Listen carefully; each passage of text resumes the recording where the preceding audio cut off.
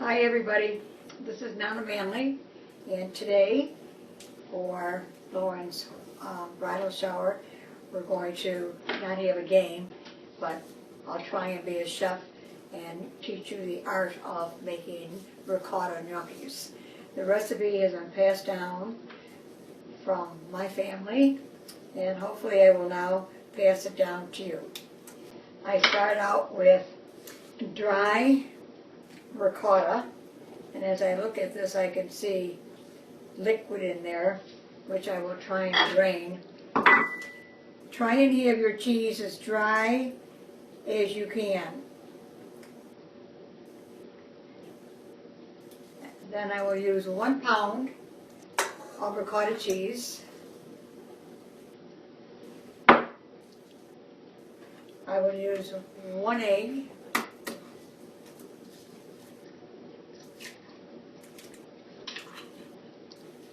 That is my egg. And if you notice, I have my KitchenAid mixer, and I have the dough hook in it, and I'm going to mix the dough instead of by hand. I'm mixing it in my KitchenAid with the dough hook. So we're going to have a little noise. I take and I put in about a tablespoon of oil, and I take a little grated cheese, maybe a couple tablespoons, and I incorporate that in with it to incorporate the flour. So keep adding enough flour until I get the right texture, and show you the texture rather. And you can see it's still a little sticky. So you know, even though I had put almost 4 cups of flour in here, I haven't used all the flour. So I will put some flour on my board, and then I will try and get this to the texture that I want. You don't want to make it too hard, but it can't be real soft either. So if you do a section at a time, sometimes it's easier.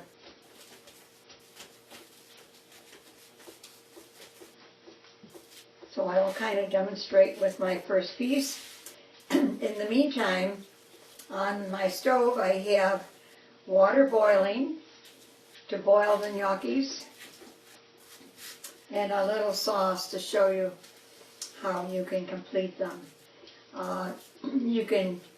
Meatballs are a nice asset to this dish, or this past week I made chicken parm, and it was a nice dish with just the gnocchi.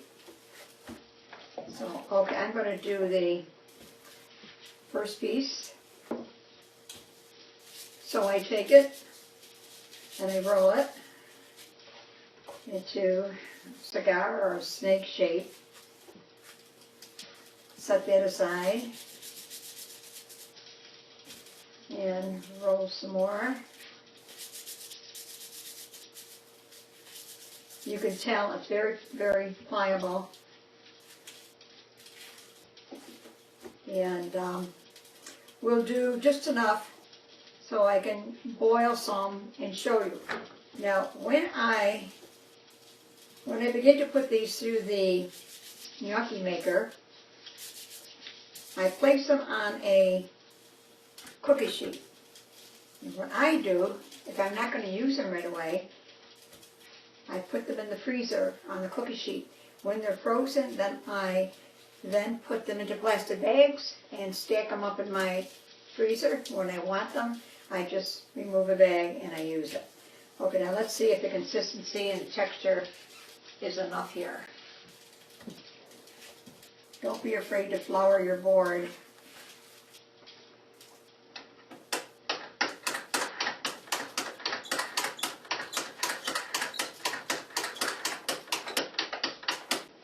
Okay, you can see they're not too bad. This is what they look like. if you have stray pieces, sometimes the last one is rather flat. And I just set them aside and then redo them.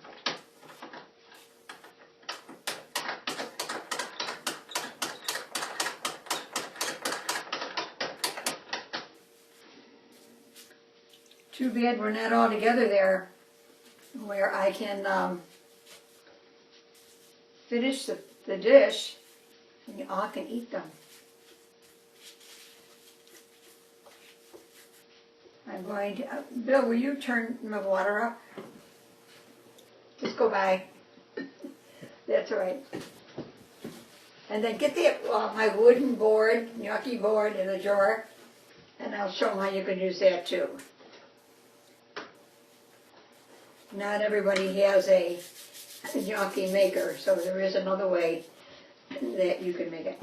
And a knife. You can take them if you're not going to use them and freeze them and then take them out, and when you're ready, your water has to be to a high boil. Don't ever cook any pasta unless it's a high boil. Alright, now if you notice, I have a couple that really didn't come out too good in the machine. These are the ends. And so I have this little gnocchi board, which is a handy gadget. And all you do is you take this board, take one at a time, and with your finger, plastic doesn't work too good here, and then just roll it down, and you have a gnocchi. Actually, they're just as good as the maker, but I think we're all used to having the maker. But if sometimes you weren't very successful in getting the texture right, you can always go to one of these boards. Get neat? Okay, now I have these, and as soon as the water boils, I will show you what I mean by a high boil. Laura, you and Rob will have fun trying these. They're not too fat. If you want a fatter one, you can. I think Andrew has a gnocchi maker. I believe Tyler, Grant, I don't know about Garrett. I believe Ben and Adam do. It's like all the boys have continued to make some of these old traditions. How's the water, Bill? Not yet. You have it on high? Mm-hmm. Is it on high? Mm-hmm. So what do you think so far? Are you tempted to try it? It's relatively easy. It's a nice dish. And it's really kind of fun to make. I remember when Andrew and I were using his machine for the first time at Papa Thorpe's house. Andrew was covered with flour from head to toe. They're also referred to as an Italian dumpling. I guess because when you roll them, you can cut them into like little pillows. And if you do them by hand with a wooden board, cut them at an angle so they're like pillows. And then, you can make sure this is floured.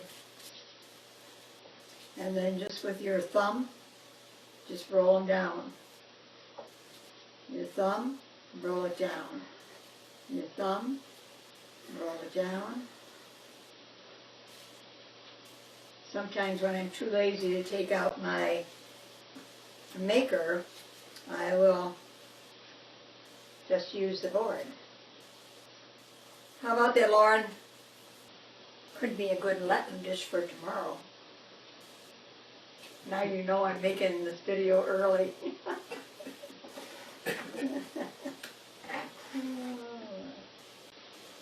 This is better than playing games, isn't it?